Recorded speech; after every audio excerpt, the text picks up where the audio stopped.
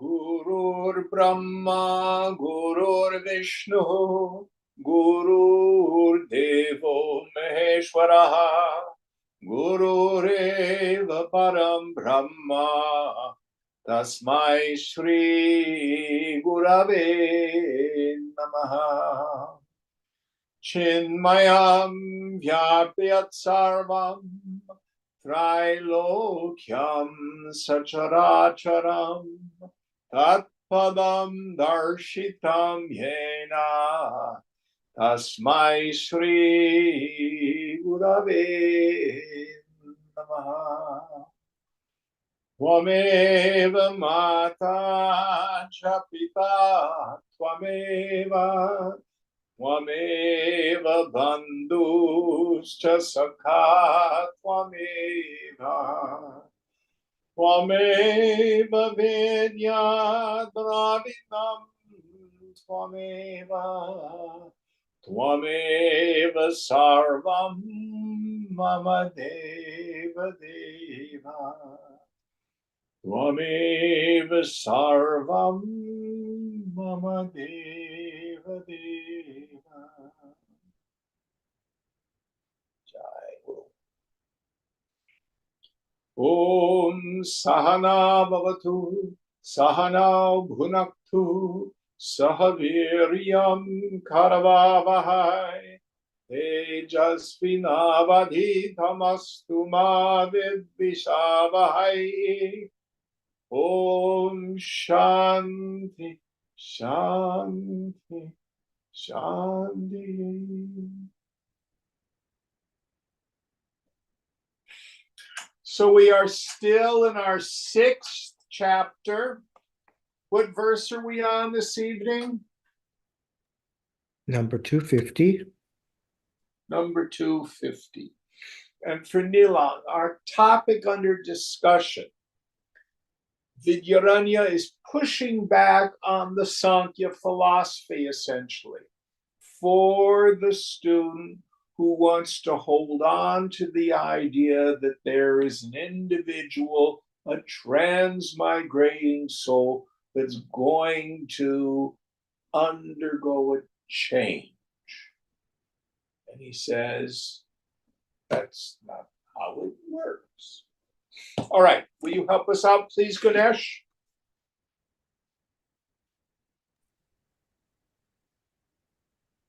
Chidrupepi prasajyeram tadatmyadhyasato yadi madhyasam kuru kintu tvam vivekam kuru sarvada. Doubt. The sufferings may come to the immutable self because of identification with the body. Reply. Do not subject yourself to this identification, which is due to mutual superimposition, but practice discrimination for its removal. So it feels like I, Jim, that's myself, and I'm the one who suffers. And Vidyaranya is saying, no, the delusion causes that experience. The suffering happens to my mind. Maintain that discrimination. Continue to practice jnana abhyasa, the practice of knowledge. Don't get caught up in it. Continually discriminating between the self and the upadis, the equipment. Any thoughts on this? Next verse. Jhatitidhyasa ayati dridhavasanayeti cha dridhavasanayeti chet avartayet vivekam cha dridham vasayitum sada. Doubt. The superimposition, which is due to the first impressions, suddenly may occur because of the beginningless association of jiva and avidya. Reply.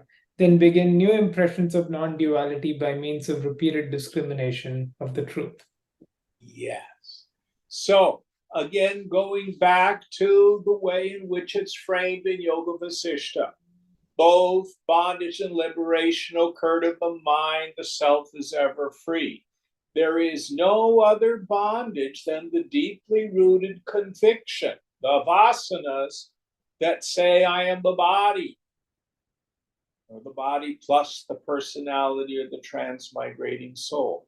There is no other liberation than that deeply rooted conviction in the mind, not that I'm a realized person, but I am Brahman.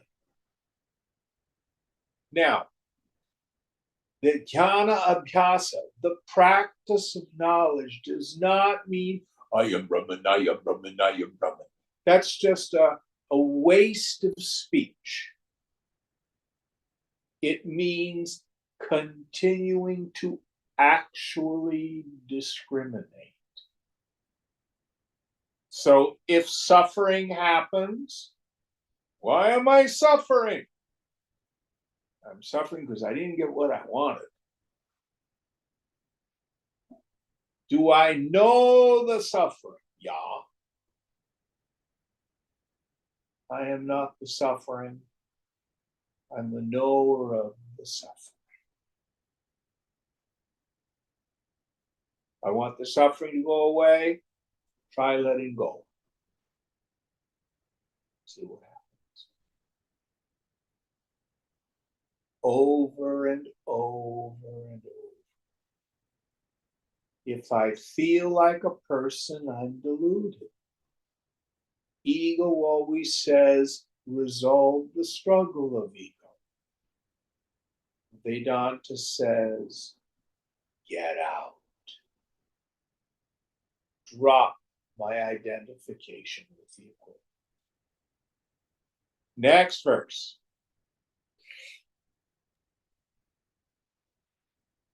Viveke dvaitamidhyatvam युक्त्यैवेति च भण्यताम् अचिन्त्य रचनात्वस्यान्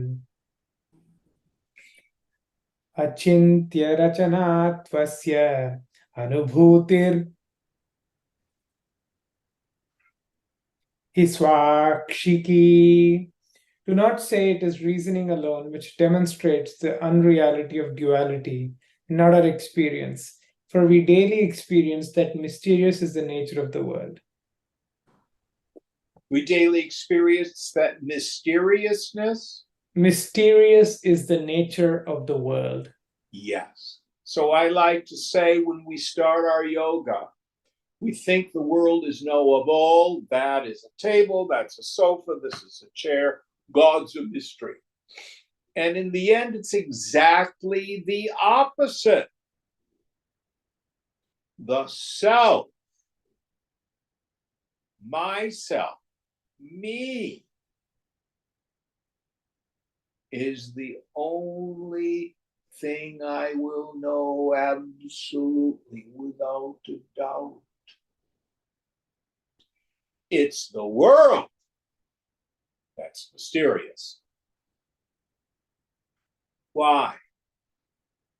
There are layers of superimposition. The first and most disastrous one is when I superimpose my likes and my dislikes on what's an essentially neutral manifestation of the infinite.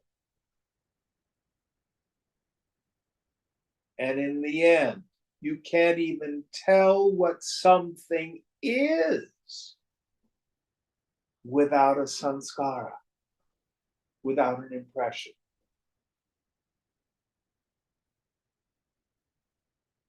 What am I seeing? What's the truth? Well, all I know is I'm seeing the outpicturing of mind. What it is mystery.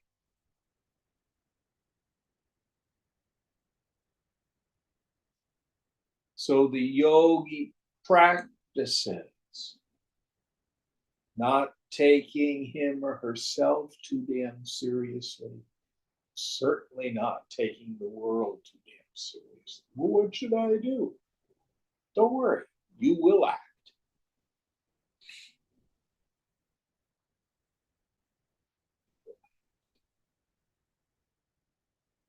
Any thoughts on this? Next verse.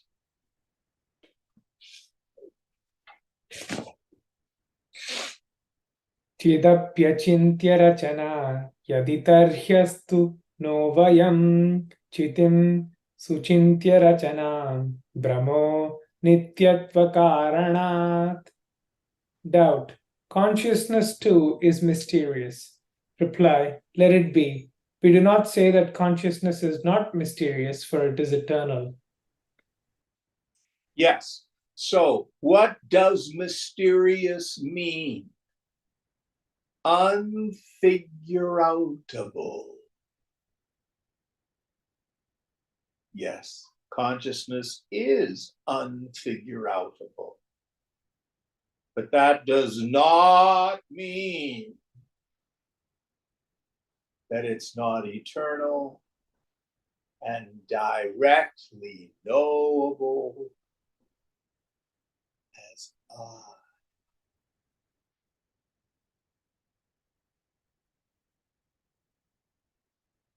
So when we unknow the mind, in Gita, Krishna says, he who knows, meaning he who's figured that out, knows it not. He who knows it not knows it.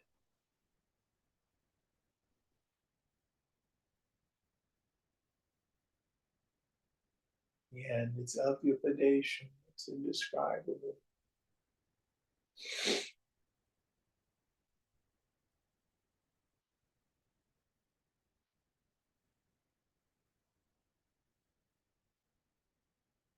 Any thoughts on this?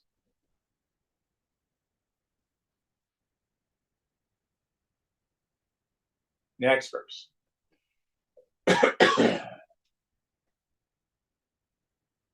प्रागभावो नानुभूत चितिर्नित्या ततश्चितिः द्वैतस्य प्रागभावस्तु चैतन्येनानुभूयते. Consciousness is eternal, for its non-existence can never be experienced. But the non-existence of duality is experienced by consciousness before the duality assumes manifestation. Yes. So, in deep sleep, when mind is folded up into the avyakta, the unmanifest, I wake up in the morning and I go, oh, I must have slept soundly. I knew nothing. Or in samadhi, even when we have fleeting samadhis, in those spaces between the thoughts, I know the presence and the absence of thought. I know the appearance and disappearance of all phenomena that comes to me.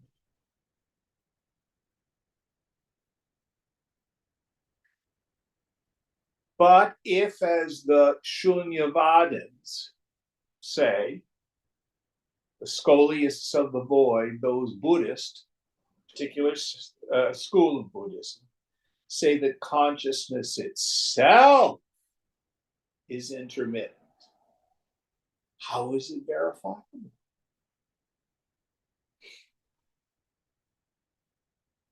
Now, ego certainly does disappear.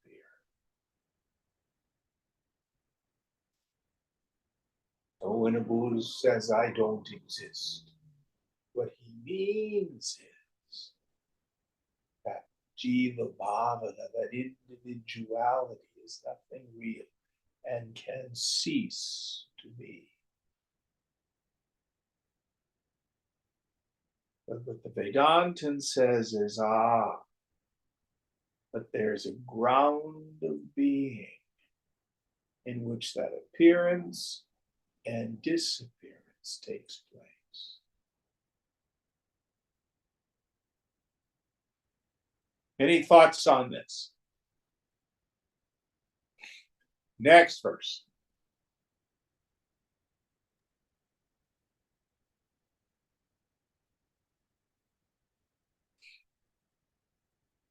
प्रागभावयुतं द्वैतं रच्यते हि घटादिवत् तथापि रचना चिन्त्या मिथ्या तेनेन्द्रजालवत्.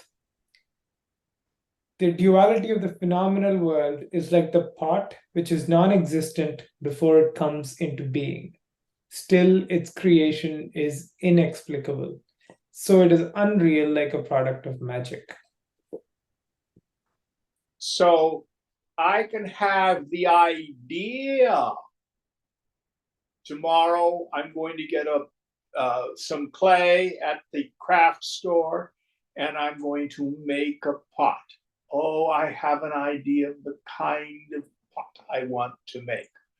This time I'm not going to do it on a potter's wheel. I'm going to roll up those, they look like snakes and clay, and make the pot that way. And then I might have a handle on it like a jug. So it is non-existent except in my imagination. Then I make the pot and the pot comes into existence. The self is not like that. The phenomenal world is like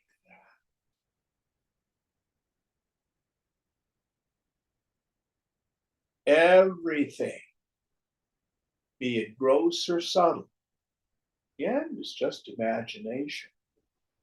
There are subtle forms of imaginations, thoughts and feelings. There are grossified forms of imagination, objects, bodies.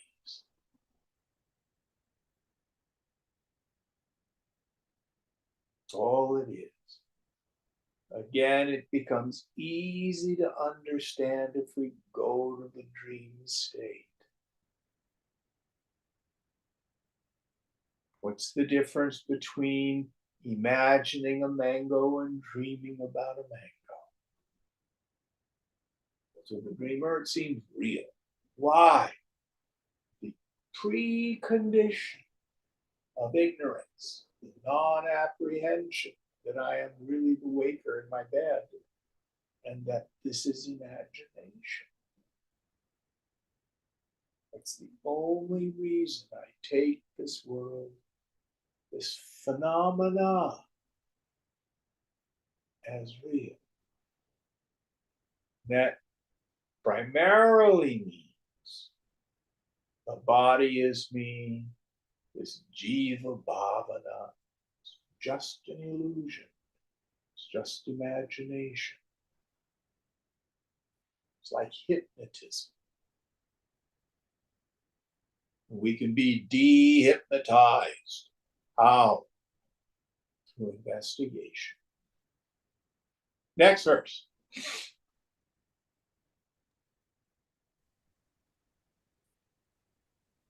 चित्प्रत्यक्षाततोऽन्यस्य मिथ्यात्वं चानुभूयते नाद्वैतमपरोक्षं चेत् ये तन्नप्याहतं कथम्. Now you see that both consciousness and the unreality of the world are immediately experienced.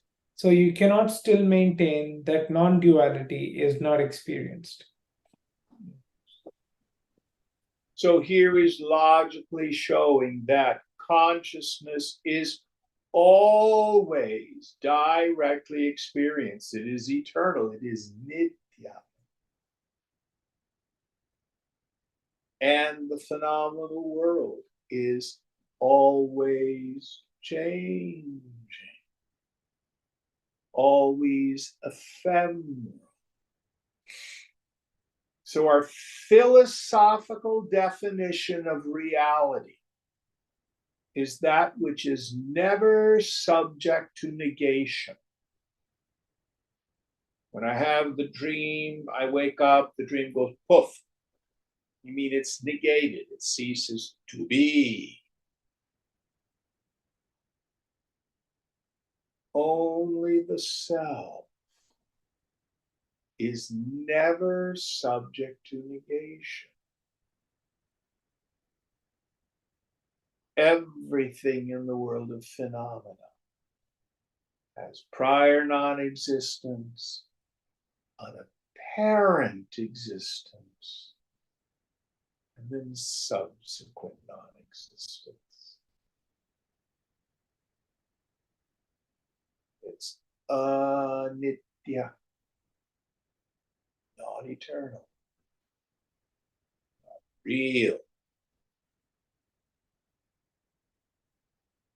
Brahma Satyam Jagan Mithya.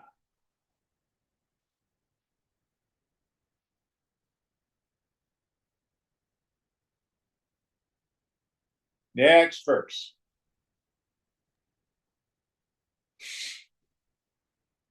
Itham nyatvaapsya santushtaah kechit kuta iti ryatam charvakade prabuddhasya apyatma deha kuto vada.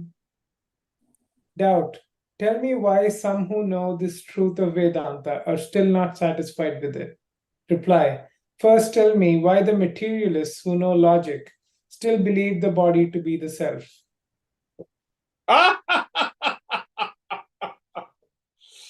So, the answer to the first part of the question is there is a difference between paroksha jnanam, indirect knowledge, and aparoksha jnanam, direct experience. There is a school of Vedanta who says samadhi is not necessary.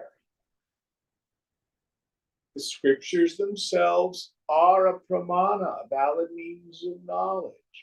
You just hear the scriptures and you know, oh, I am Brahman. I grasp that intellectually. The phenomenal world is transient. But we see these people continue to suffer. They may get ego identified, and they're what I call the lip Vedantins. Then they'll say, oh, my suffering isn't real. Oh, my ego identification isn't real. And that's true. But merely saying it does not free us from suffering.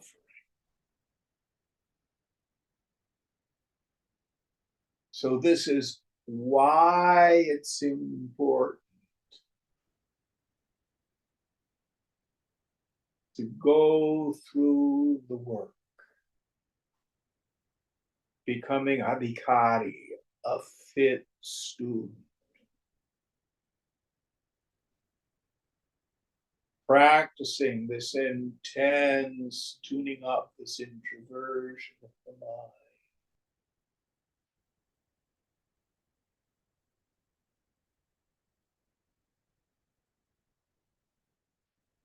As Shankara says in Viveka Chudamani, even after realization of the truth, there exists a strong impression that one is the doer and the enjoyer, which is the cause for rebirth, meaning I get re-identified. This needs to be conscientiously rooted out. How? Through steady and continuous identification with the self.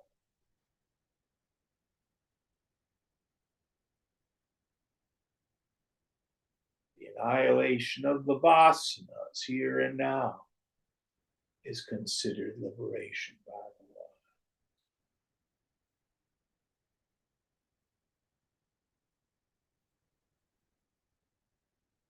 Very important verse in Vivek Vijaya.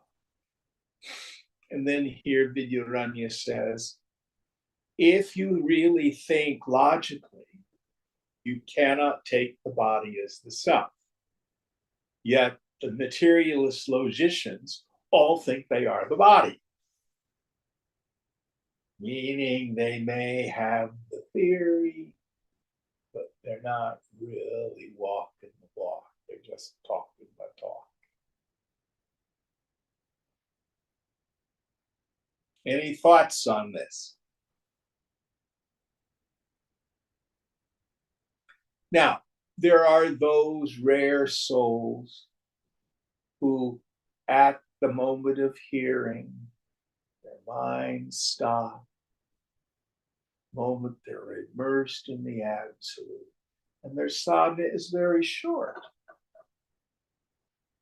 For the rest of us, we may need to abhyasa vairagya cha, practice and renounce.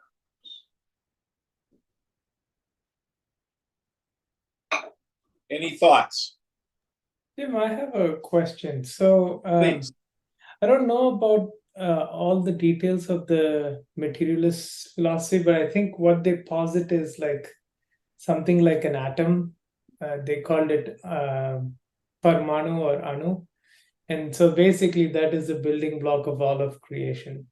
So, in essence, essentially, they are coming to a certain kind of non duality, which is like everything in the world is made of atoms, everything is atoms. And so they can reach the place of seeing everything as the same. Yes. Actually, modern physicists would say the same thing. If you get into things like string theory, it's all just strings. Yeah. But from the point of view of like being able to live life, if you can have that unified perspective, you can still live without suffering, correct? Like if everything's atoms, then there's nothing to be afraid of, nothing to be worried, everything is the same. Theoretically, I've never met a physicist who acts that way.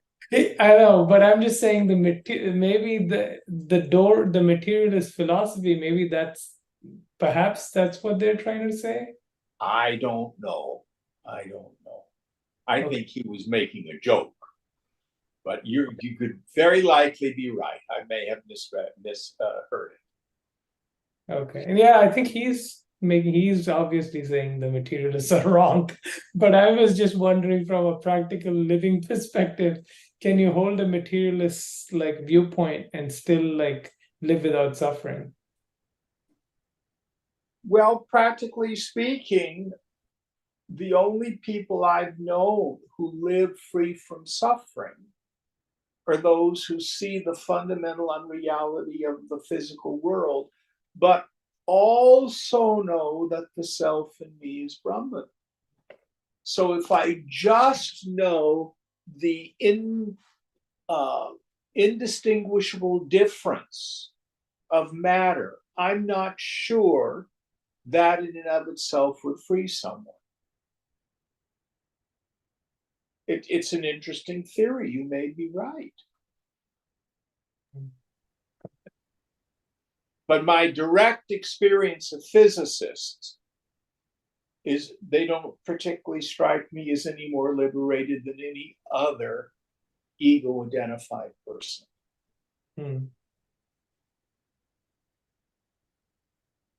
Yeah. And there are lots of yogis who still suffer, even though they may have deep belief in the non-dual vision. That's not yet their lived experience. Very good point. Very good point.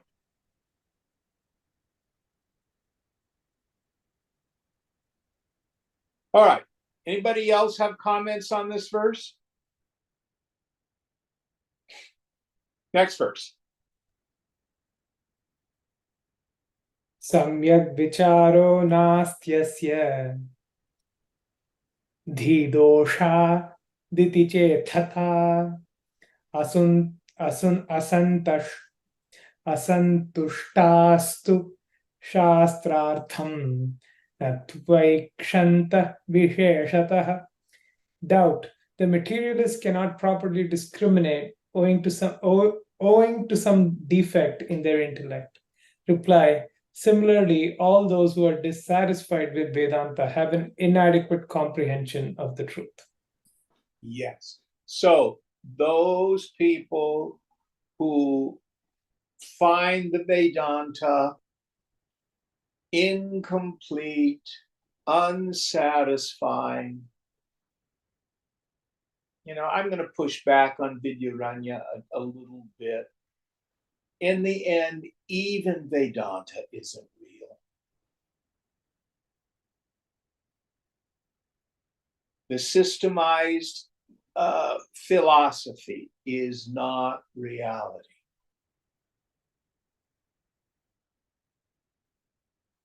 But it's a lie that helps remove other lies. And itself, you let it go. Now, it happens to be quite beautiful from a logical and philosophical standpoint. But again, what's the difference between a pundit and a jnani? A pundit is a scholar. And there are many, many people who are scholars of the Vedanta,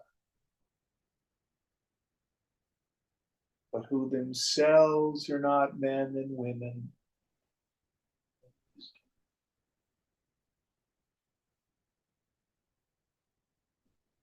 And antithetically, I just go back to when I was in Jaipur in 2015.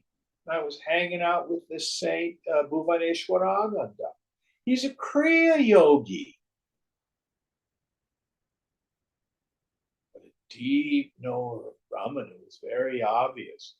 You just get around him and gone.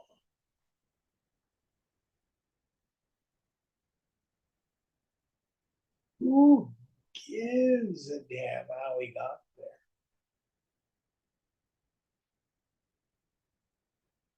My friend Dave Dutt asked him, Gurudev, what was your sadhana? And he said, for 7 years, I just sat at the feet of Pahari Baba. All he did was be in the presence of this Mahatma and tune up, tune up. That was enough.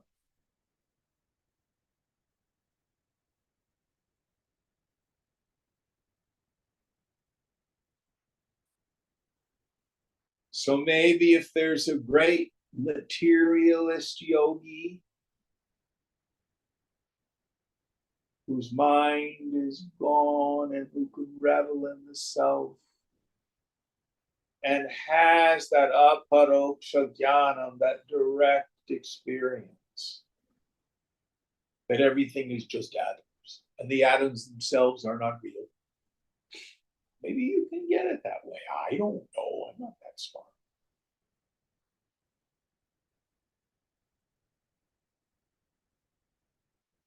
But all of us have become sensitive enough by now that we know when someone has the taste, as the Sufis say.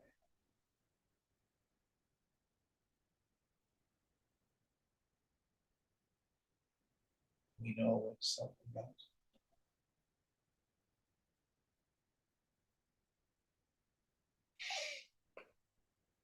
Bless you. I'm going elsewhere.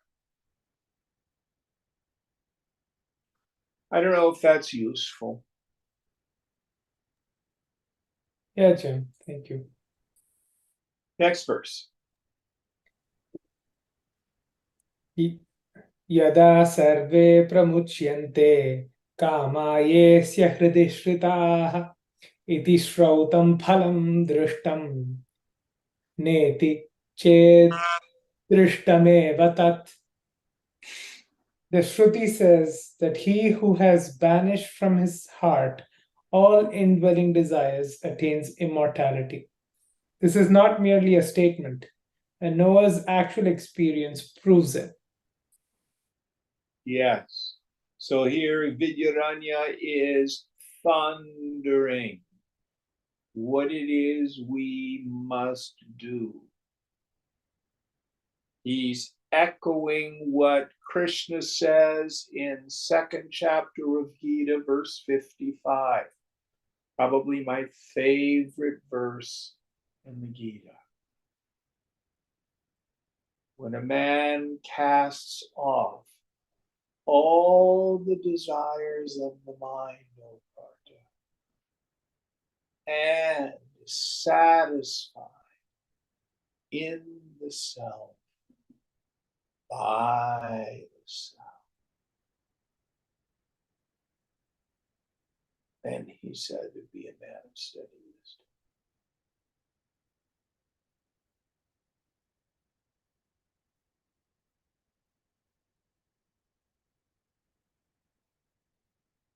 However he gets there, I don't think really matters.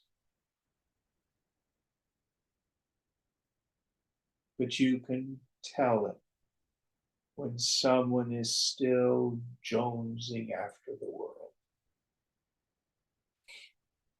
They still are taking the world as real.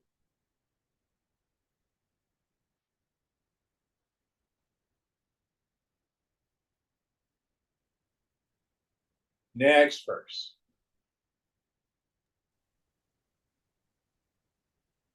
Yada sarve pravidyante hridaya grantha yastviti कामग्रन्थि स्वरूपेण व्याख्याता वाक्यशेषतः. In another passage, it is stated that all the knots of the heart are loosened at the rise of true knowledge. The term knots of the heart has been explained in the commentary to mean the desires of the heart. So both of this verse and the previous verse are from Kathopanishad. Okay. But it's the same idea. It's the same idea. The Hridaya Granti, the knots of the heart. Meaning the vasanas have been extinguished, they're roasted. The kartavya, the sense of obligatory action, is gone.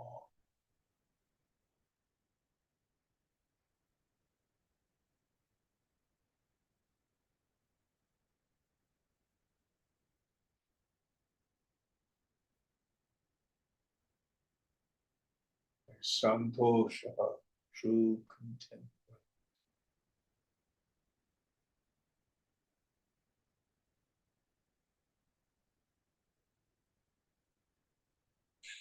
Next verse. Ahankara chidatmana अवेकीकृत्या विवेकतः इदं मे स्यादिदं मे स्यात् इत्तीच्छा कामशब्दिताः. Owing to lack of true discrimination, a man identifies egoism with the self and then thinks, may this object be mine, and so forth. This is called desire. So here's his definition of desire. Owing to ignorance, a man identifies with his body, that karta, that agent, that ahankriti in the vijnanamaya kosha, in the subtle intellect. That experience is inherently one of discontent, restlessness. Then, in that state of ignorance, I think people, places, things, and conditions can fix that state. And I start the whole life of samsara, more, better, different.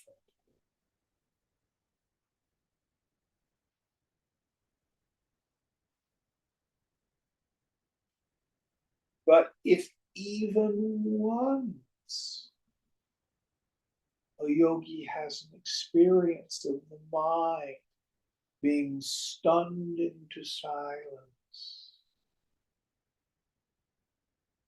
and he grasps, oh, that's myself, then even if vasana afflicts him, at a very deep place he'll remember it, and that becomes the engine to do sadhana. I want freedom.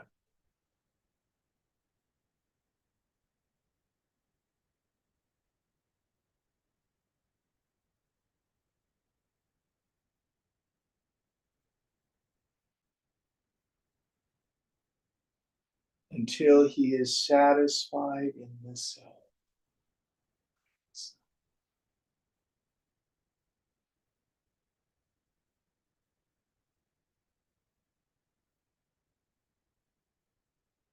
And what's so weird, the whole world doesn't even know that state exists.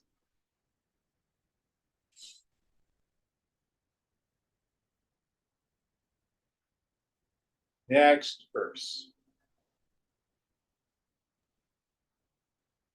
Apravesh chidatmanam tathak pashyannaham kritim ichhastu koti vastuni nabadho granthi bhedata.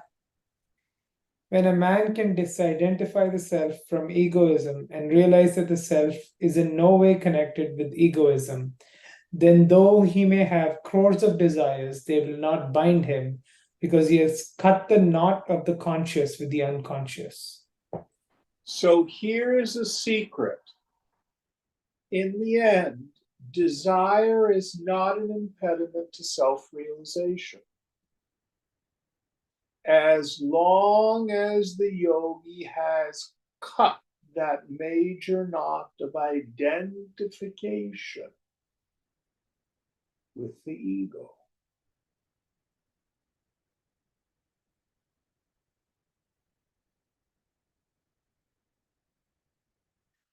he no longer has the deeply rooted conviction, I must have that in order for me to be okay. No, it's, oh golly, that's a very strong desire that's arisen in the mind. Aha, look at that. And practically speaking, frequently after realization, there is a period of purification that takes place where the inertia of the past continues to cause the equipment to behave in some of its prior ways. But they do not touch the man or woman of wisdom. And in time, they just wear out. They just wear out.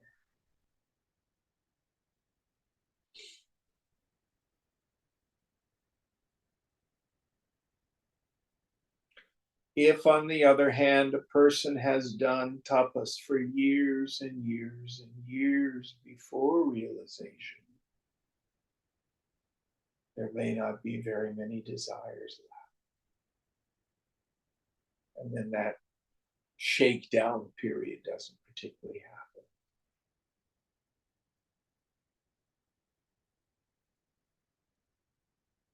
It's the mark of the man of wisdom is that he knows he's Brahman.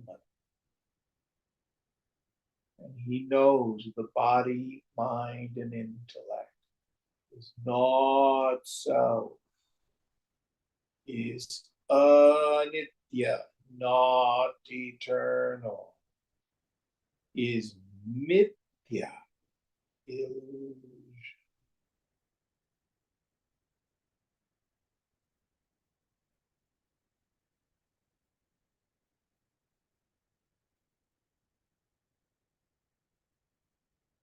And he knows where happiness is. Happiness is the mind abiding in its source.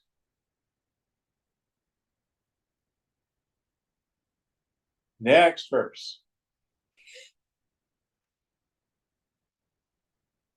ग्रन्थिभेदेऽपि सम्भाव्य इच्छा प्रारब्धदोषतः बुद्ध्वापि पापबाहुल्यात् सन्तोषो यथा तव. By the force of the fructifying karma, a knower may be subject to desires, as in spite of theoretically knowing the truth, one is not satisfied. So it's a funny way for him to put it. So women and men of knowledge are seen to act in the world. This used to really confuse me because Swamiji would say, I have no desires. And I would watch him enjoy spicy South Indian food. I would watch him enjoy driving fast in cars or riding in fast cars. He has desires. He's enjoying. I don't get it. It confused me. And then I can remember very vividly, one of his desires is things start on time. And 6:30 in the morning was meditation. So if you weren't there on time, they'd lock the door. And I can remember at one camp, and in those days we held them on college campuses during the summer. And one of the classrooms was supposed to be open for meditation. And the groundskeeper, whatever you call it, the handy person, hadn't opened the door. So we're all outside waiting. And it's about 6:25, and Swamiji shows up, and the door is locked. He goes, sits down on the curb on the sidewalk. We all sit down and we have morning meditation. That's not like the person who would rant and rave because the person with the keys didn't show up. Did he have a desire? Yes, but totally detached. Sometimes it's framed as there's a distinction between a preference and an insistence. If you and I believe I must have it this way in order to be happy, or in order for the world to be right, then we're going to suffer. We are in ignorance. But if we see it all as it is, Leela, the divine play, we don't take it seriously.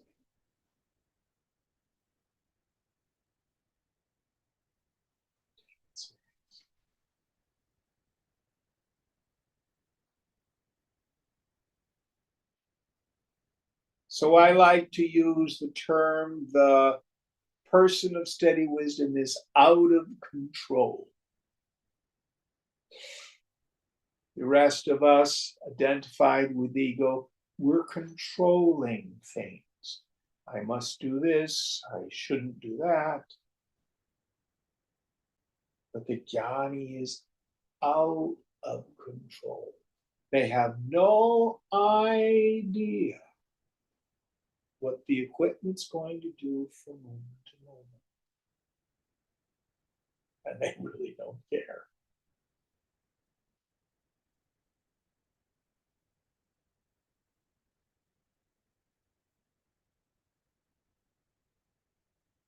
It's funny, I had a person that I was working with, and I would say something, and he was a psychotherapist. And if I poked a little bit, he'd always like try to turn it back on me and say, "Why did you say that?" And all I could ever answer him is, "I don't know."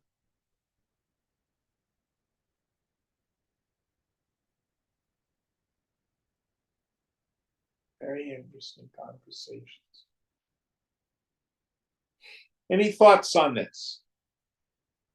Now, there's a very wonderful section, it's rather long, in Vivekachudamani, that starts with the heading, Is there Prarabdha for the Saint?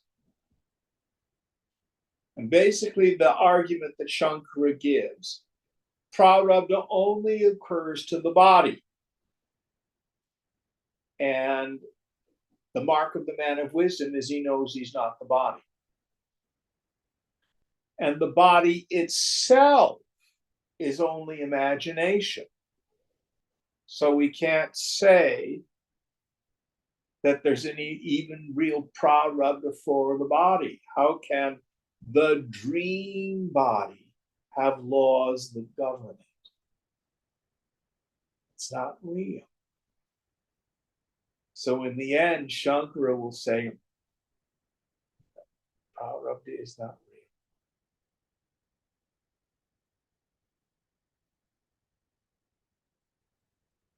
Next verse. Ahankara gate chhadyaihi dehavyadhyaadibhistatha vrikshadi janmana shairva chidrupatmani kim bhavet. A man who has overcome egoity and realized identity with the changeless consciousness is not distressed by desires or diseases and other changing conditions of body and fortune, just as the growth and death of trees in a forest do not affect him. Yes. So I go through the forest, I see a tree growing, I see another one struck by lightning, another one diseased and dying. What do I know about the trees in the forest? Not one. They are not me. They are objects of cognition. So also the man of wisdom has no more concern for the body, the mind, the intellect, and its stupidities as he would for his shadow.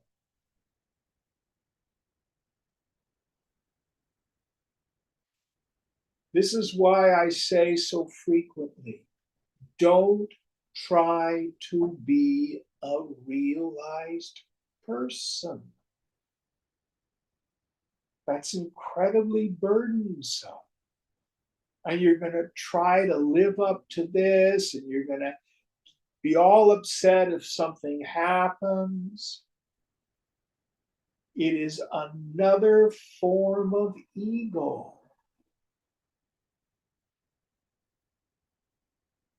Other people can have their opinions about your equipment.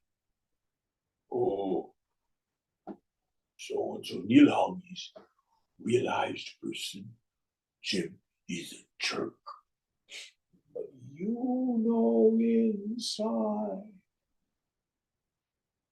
aham brahmasmi.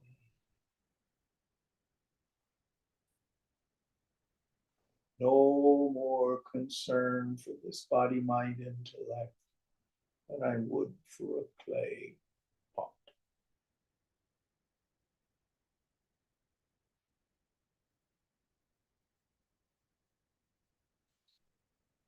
Any thoughts on this?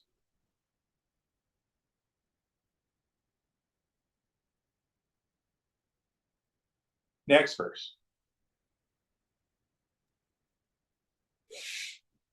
ग्रन्थि भेदात् पुराप्येवम् इति चेतन्न विस्मर अयमेव ग्रन्थिभेद अयमेव ग्रन्थिभेदः तव तेन कृति भवान्. But it is well known that the immutable self is ever unaffected by desires, even before illumination. Reply, do not forget this truth. The realization that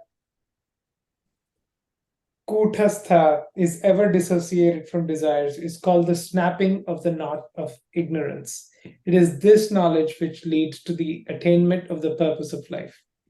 Yes. So the objector is then, he's a lit Vedantin.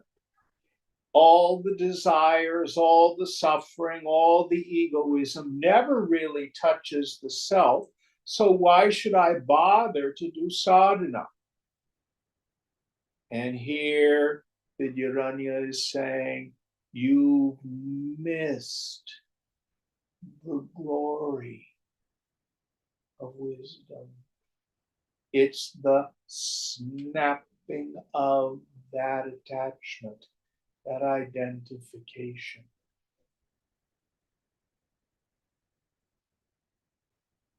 Now, Swamiji used to use this marvelous image of a helium or hydrogen balloon tied down by hundreds of little threads.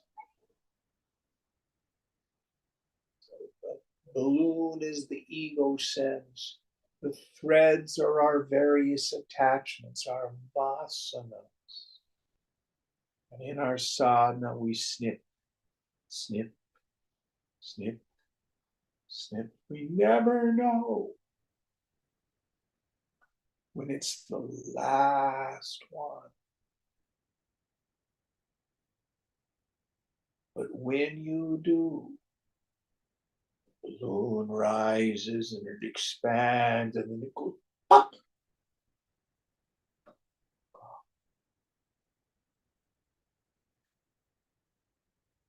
And in that nirvikalpa samadhi,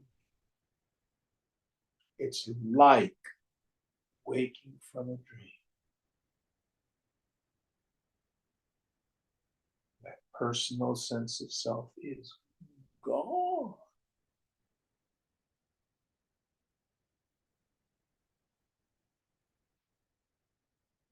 There's no practice or effort of discrimination anymore.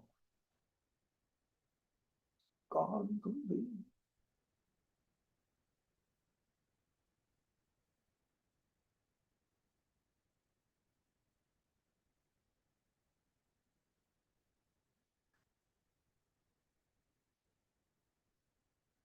Absolutely self-validating. You don't need the guru to come up and say, okay, you've got a certificate of realization now. Nonsense.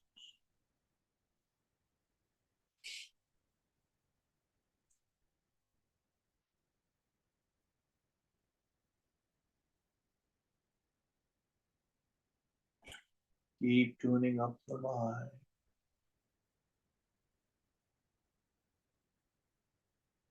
Keep immersing the mind in the sound. What's that phrase you used, Jory? Was it drown the mind in Brahman? Soak the mind in Brahman? How did it go? I think that was it. Soak. Soak the mind in Brahman.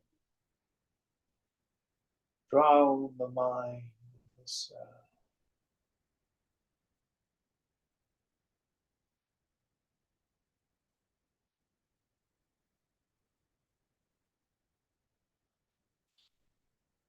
Next verse.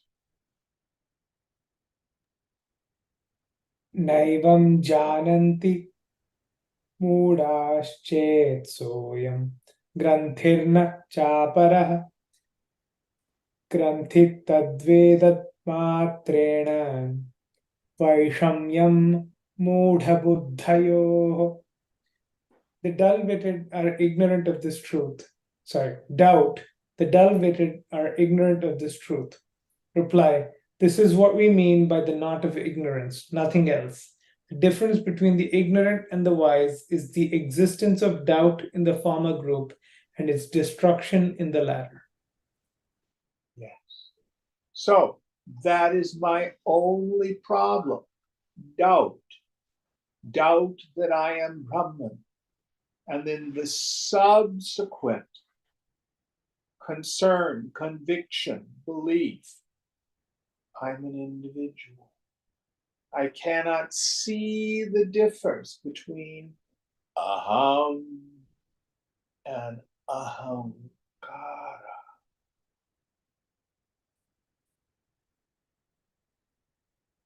The phony I made, created in the subtle intellect. Meaning I think I'm a person. I think I'm an individual. Jiva Bhavana. Whenever it appears and arises, over and over.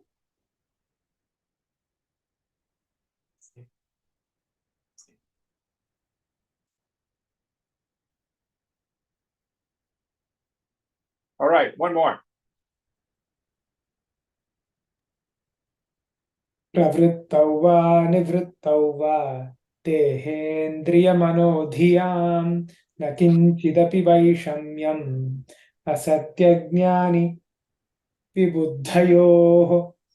From the point of view of the body, senses, mind, and intellect, there is no difference between the ignorant and the illumined when they engage themselves in action or abstain from them.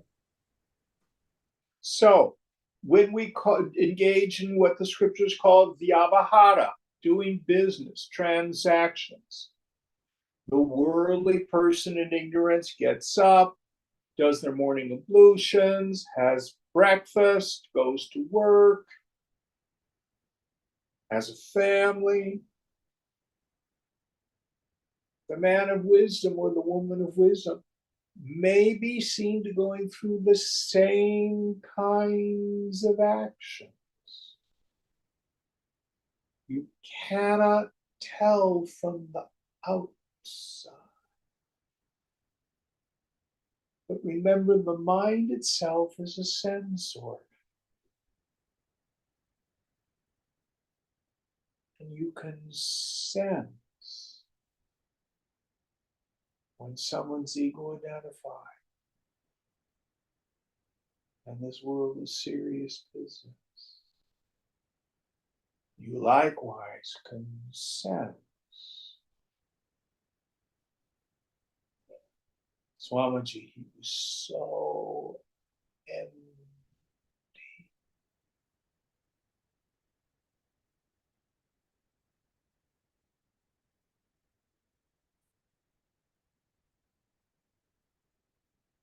So.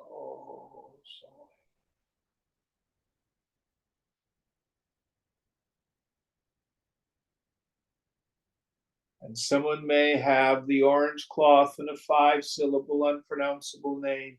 That's no measure of whether they're a jnani. Someone else may live what looks to the external world as just an ordinary life.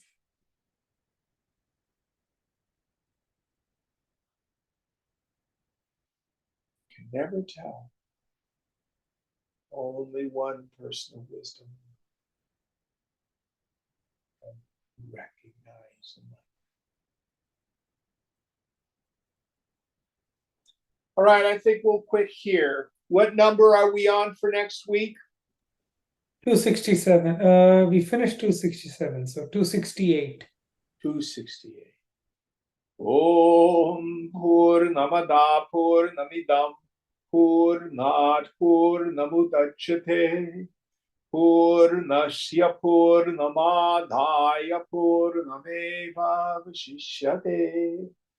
Om Shanti Shanti Shanti. Hari Om. Sri Guru Pyo Namaha. Hari Om. Om.